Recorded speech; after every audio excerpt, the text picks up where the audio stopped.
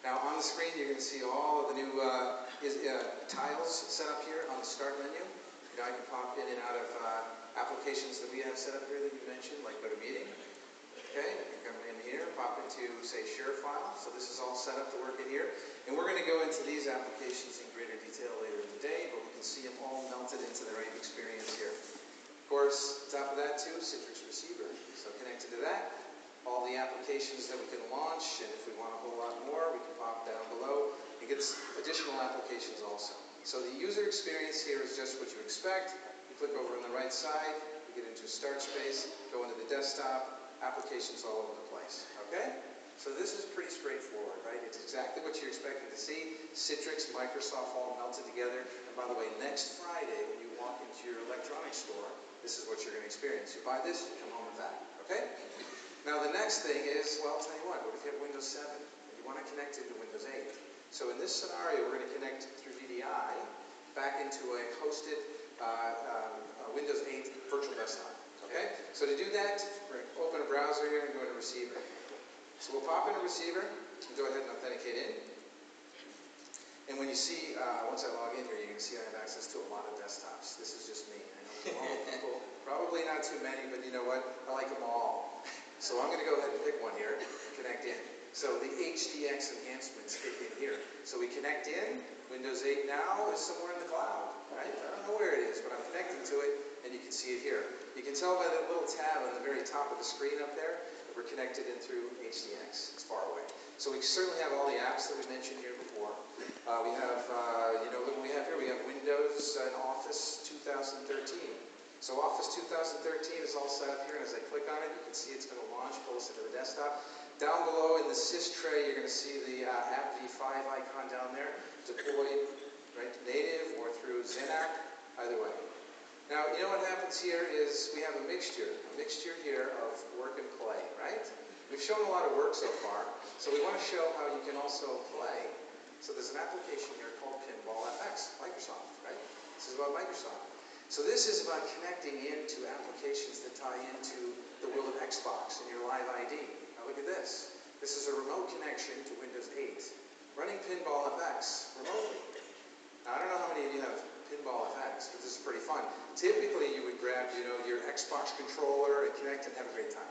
Now here, when you're remote, you can take the keyboard and you can play. But if you have your Xbox controller with you, then you can plug it in and play too. Now, I don't know, some of you guys might know that I have a jacket that's kind of super modified.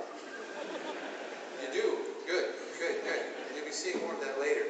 Now there's all sorts of devices that I can pull out of here today. And I had a special pocket made recently, which was the iPad pocket. Exactly, right?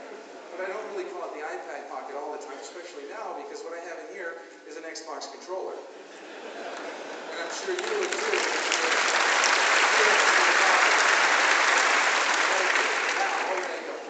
So we take the Xbox controller and we stick it into the USB port of the Ultrabook, Windows 7, remotely connected to Windows 8. And look at that, it flips right over. It's not touchpad control now, it's now click A to play, right? So we're logging into live, Windows Live, Xbox. So it's going to go ahead and log into the live Windows Xbox here, loading my profile, as you would expect. And then I can continue to play a game. And you know I only have one controller here, so let's go ahead and do that, okay? So you'll click around. Oh, there goes the little Xbox dude. Oh, here we go. I'm going to launch the ball here. Ready? Bang. Okay? Now I got little paddles here on the side. So, well, let's see. Anybody else? I'll tell you what, Mark. You're way better at it. Okay, here you go. Oh, yeah. Oh, sorry, I distracted you. Okay? Completely. All right, here we go. You got a little cable here. You got to go one way. Look how great this is. Yeah, flip those. Great response. How do I hit the... hit the A. And then launch that. Okay, here you go. All right. That's it. Oh, wait. Yeah, maybe. Yeah, you got to anticipate. Yeah. That's why he's chief demo officer, not mine. Okay, there we go. So listen, work and play from anywhere. I think that's one of our messages, right? And a native experience in spite of the fact that this is a completely virtual desktop. Amazing. Okay. So now we start talking about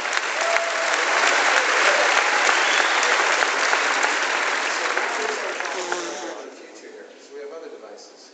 We're going to go ahead and bring the camera close here, and I'm going to show you this device right here. Yeah, so, Brad, Yes. so Windows 7, Windows 8, this probably was a Windows 7 device. In fact, it says it on the stickers on that. So, we upgraded it to Windows 8, right?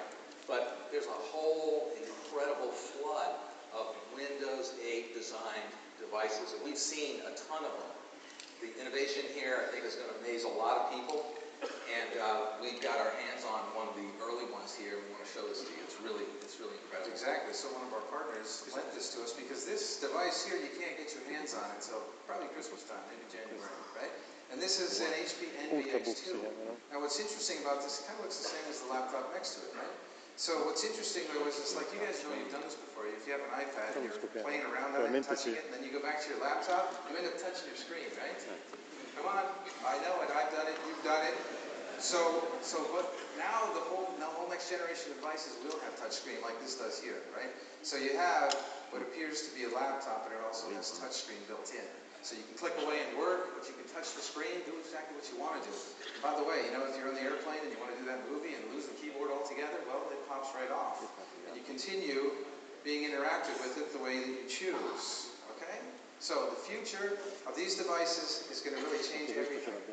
More and more choice in the world. BYO is going to allow folks to pick any device they want, things like this, and bring it into the workplace. Yeah. Okay? Citrix and Microsoft. And imagine these devices with the kind of battery life, the kind of connectivity, the kind of thinness and lightness that have made tablets so compelling for people.